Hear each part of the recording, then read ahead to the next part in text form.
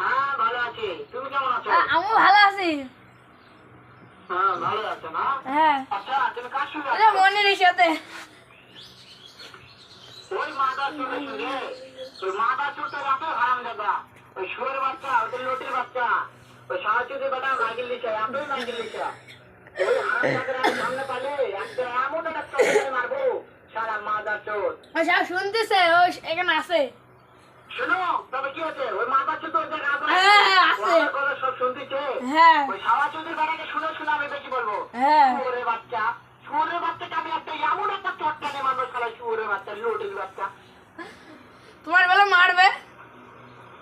তাই নাকি?